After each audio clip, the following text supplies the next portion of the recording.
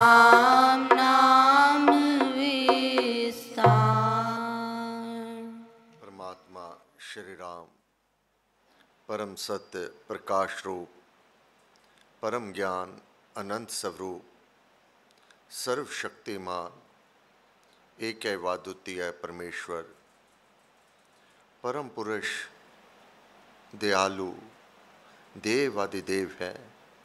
आपको बार बार नमस्कार नमस्कार नमस्कार नमस्कार।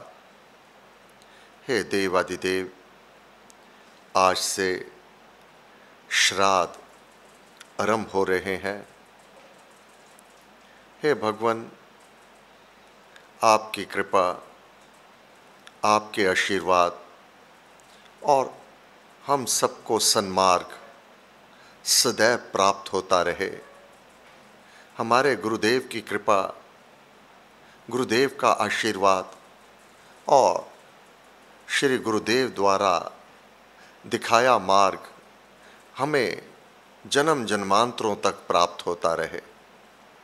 जब तक मुक्ति नहीं होती, मोक्ष की प्राप्ति नहीं होती, तब तक इसी प्रकार प्रत्येक जन्म में गुरुदेव हमारे गुरुदेव के रूप में ही हमारे जीवन में इनका संगम होता रहे।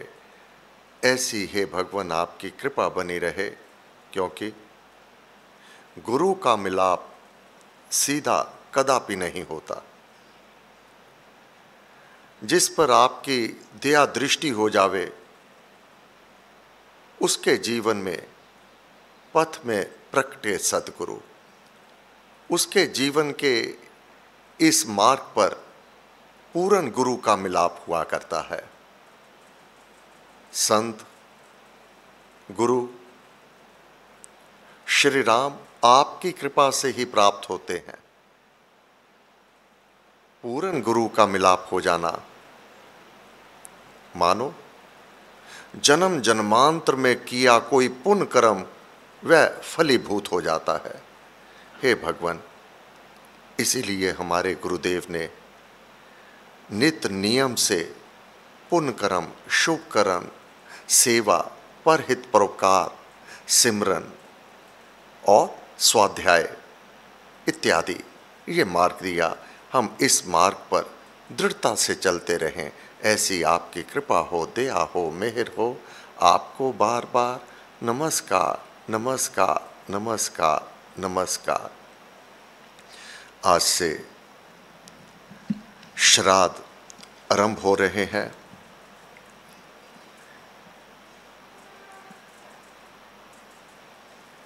मानव के जीवन में उसके कर्म कलाप ही बताते हैं कि वह अंधकार में, अज्ञान में जीवन जी रहा है अथवा पूर्ण गुरु के मिलाप से प्रकाशित वास्तविकता का जीवन जी रहा है। यह श्राद्ध कब किसने किस प्रकार से इस मिथ को प्रचलित कर दिया कि यह तो अशुभ है, श्राद्धों में कोई शुभ कार्य नहीं करना है। ये जाप पाठ अपने आप पुण्य कर्म है, शुभ कर्म है। दान देना, सेवा करना, परहित परोपकार करना अपने आप में पुण्य कर्म है, ये शुभ कर्म है। ये जीवन में उस अवस्था को प्राप्त करवाने वाले हैं जिसे मोक्ष कहा, परम धाम कहा। किसने, कब, क्यों ये बात फैलाई, प्रचलित कर दी कि श्राद्ध तो ये दिन अशुभ है? ऐसा नहीं है। इसमें इन दिनों में मानव का क्या कर्तव्य कर्म है, यह पूर्ण गुरु बताते हैं। यह तो हमारे 3 पीढ़ियों तक जो व्यक्ति श्राद्ध ये कर्म कांड तो करने ही चाहिए, क्योंकि अन्यथा ये लुप्त होते चले जाएंगे।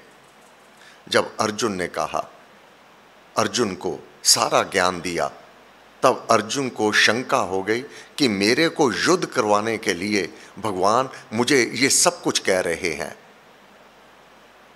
अर्जुन ने कहा, क्या भगवान आप मुझे कह रहे हैं? नहीं अर्जुन, यह जो तुझे ज्ञान दे रहा हूं कोई नवीन बात नहीं है। अनादि काल में मैंने सूर्यवंश के प्रथम पुरुष विवस्वान को यह ज्ञान कहा।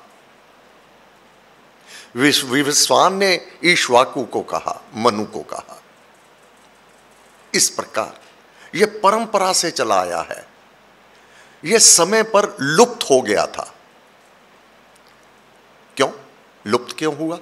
इसको मानने वाले, इसका कथन करने वाले यही नहीं रहे। ज्ञान लुप्त नहीं हुआ, ज्ञान को पढ़ने वाले, इसको सुनाने वाले वह लुप्त हो गए। आज मैं पुनः इस ज्ञान को तेरे सम्मुख खोलता हूं। बस इसी प्रकार इन श्राद्धों में गुरु महाराज ने अपनी लेखनी द्वारा यजुर्वेदीय कठोपनिषद की रचना की हुई है। आज केवल भूमिका, श्राद्धों में कठोपनिषद का पाठ होगा। भूमिका ये, हम श्राद्ध केवल 3 पीढ़ियों तक ही करते हैं। जो करने वाला है उसका पिता, उसके लिए पिता माता, दादा दादी, परदादा परदादी, बस यहां तक ही श्राद्ध का विधान है। इसके ऊपर जो जा चुके हैं वह अपने कर्म अनुसार अगला चोला प्राप्त कर चुके हैं। परंतु यह 3 पीढ़ियां अगर कोई जाने अनजाने में निषिद्ध कर्म हो जावे और वह कर्म बंधन बना हुआ होवे, उससे छुड़वाने के लिए जो हमारे शास्त्रों में विधान किया गया है, रघुनाथ जी की वाणी,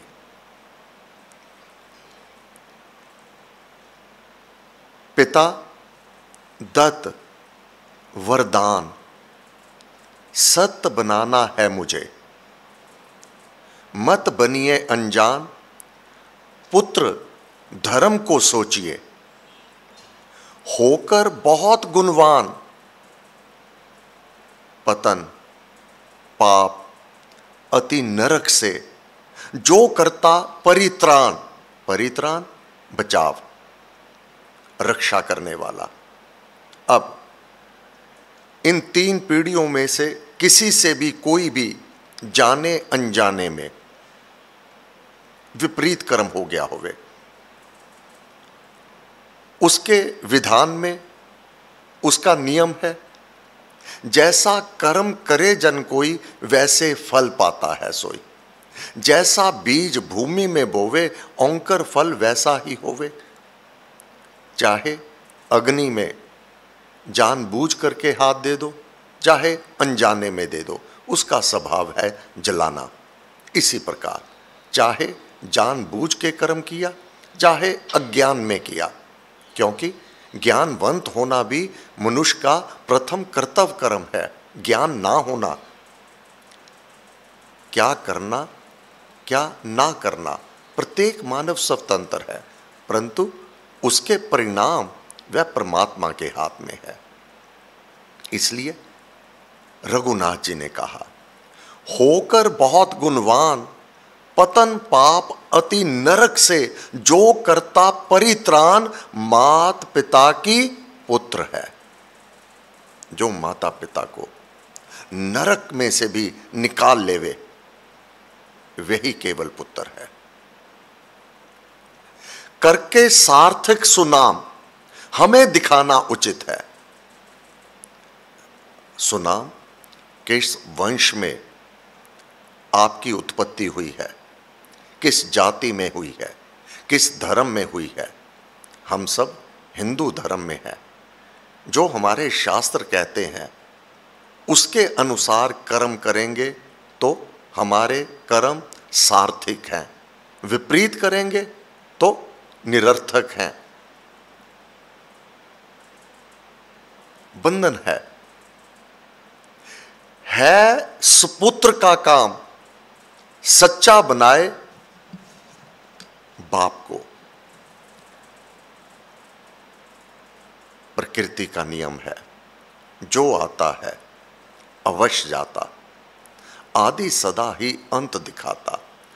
जिसका कुछ उपचार नहीं है, जिसका होना बहुत सही है, उसकी सोच करे क्या कोई, अवश्यम भावी है तो सोई। जगत नहीं, यह है अविनाशी, संचित वस्तु सब है विनाशी। ऊंचे जो वे सब गिर जाते हैं, सुयोग वियोग को पाते। सुयोग पुत्र रत्न की प्राप्ति, वियोग मृत्यु को प्राप्त हो जाना। ऐसा कौन जन्म में आया जिसने मरण नहीं हो पाया। जो आता है अवश्य जाता, आदि सदा ही अंत दिखाता। यह तो प्रकृति का नियम है। अब गीता का वह सिद्धांत, हे अर्जुन ऐसा कुछ भी नहीं है जो मुझे प्राप्त करने योग्य होवे, सब कुछ मुझे प्राप्त है। फिर ऐसा कुछ भी शेष नहीं है जो मेरा कार्य अभी अधूरा रह गया है। मैंने सारे कार्य कर चुका हूं, परंतु फिर भी मैं कर्म करता रहता हूं। क्यों? सर्वसाधारण जन मेरा ही अनुकरण करते हैं। जैसा नियम विधान मैं प्रस्तुत कर देता हूं, वैसा ही वह अपना लिया करते हैं। अगर मैं सब कुछ प्राप्त करने वाला मैं कर्म ना करूं, तो साधारण जन समुदाय मेरे दिखाए मार्ग पर ही चलने लगे और ये सारा जन समुदाय नष्ट भ्रष्ट हो जावे, क्योंकि मेरे को देखकर ही वह कर्म करते हैं।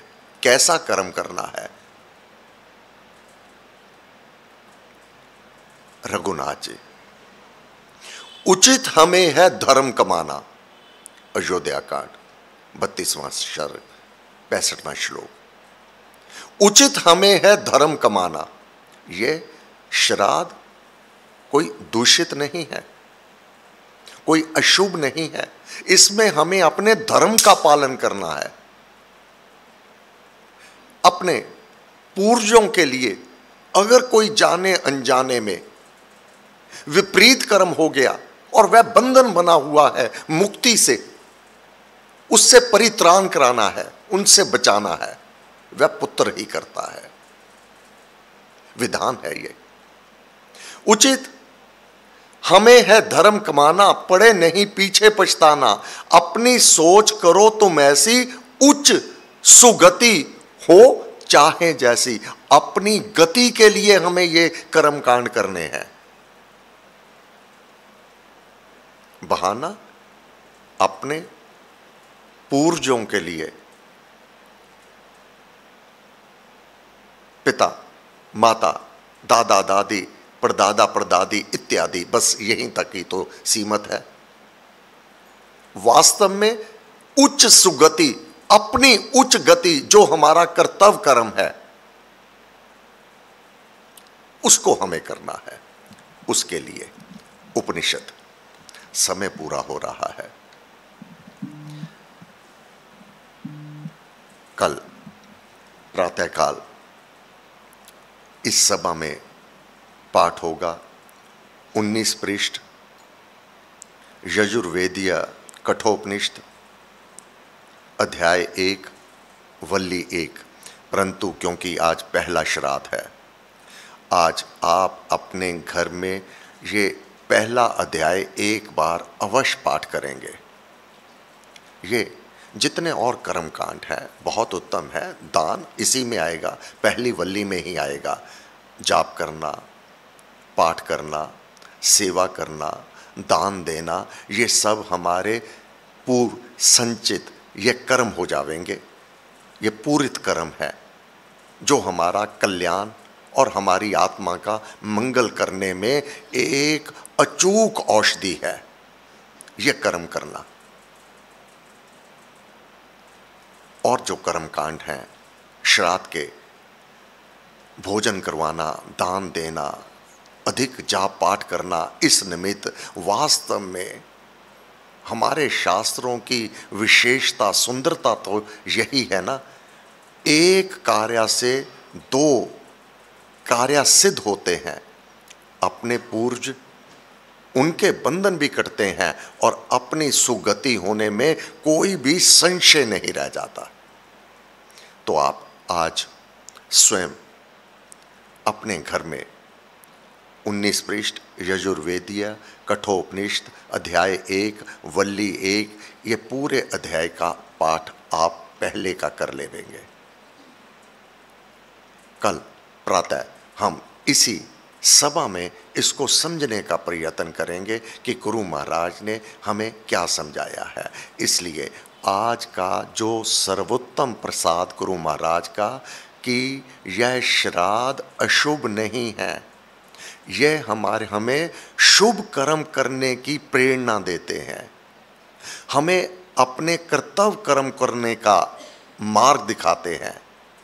जो हमारा ऋण है माता पिता का, उसको कैसे उतार सकते हैं, ये किस प्रकार हमें कर्म कांड करने हैं, यह तो हमारा सौभाग्य है कि इस जीवित जागृत अपने जीवन में यह समय सुअवसर प्राप्त हो रहा है कि हम अपना भी उद्धार करें और अपने पूर्वजों को भी, अगर कोई उनसे निषिद्ध कर्म, विपरीत कर्म हो गया और वह बाधक बना हुआ है, उसका निस्तारा हम, वही पुत्र है जो माता पिता का परित्राण करा लेवे। यही परिभाषा है पुत्र की, इसीलिए पुत्र की प्राप्ति होती है। हे गुरुदेव, आपको बार बार नमस्कार नमस्कार नमस्कार नमस्कार नमस्कार। आज भूमिका ये आवश्यक थी कि हमें ये उपनिषद के पाठ क्यों करने हैं। धन्यवाद।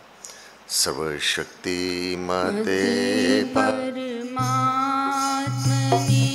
श्री रामाय नमः। सर्वशक्ति मते परमात्मने श्री रामाय नमः।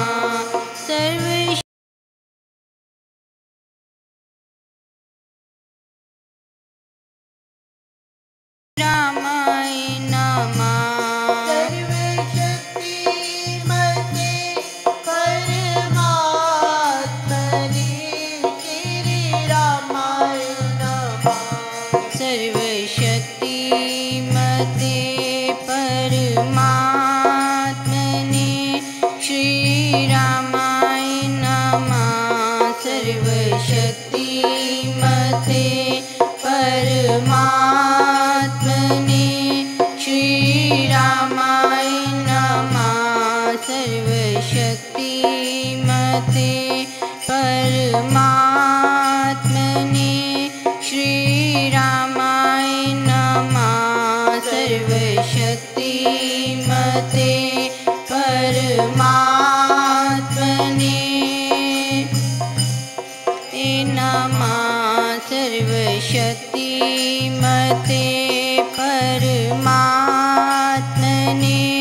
श्री रामाय नमः। सर्वशक्ति मते परमात्मने श्री रामाय नमः। सर्वशक्ति मते परमात्मने श्री रामाय नमः। सर्वशक्ति मते परमात्मने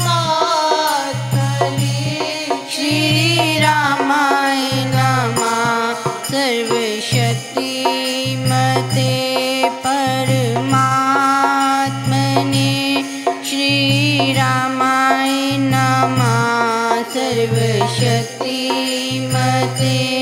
परमात्मने श्रीरामाय नमः। सर्वशक्तिमते परमात्मने श्रीरामाय नमः। सर्वशक्तिमते परमात्मने श्रीरामाय नमः। सर्वशक्तिमते परमात्मने श्रीराम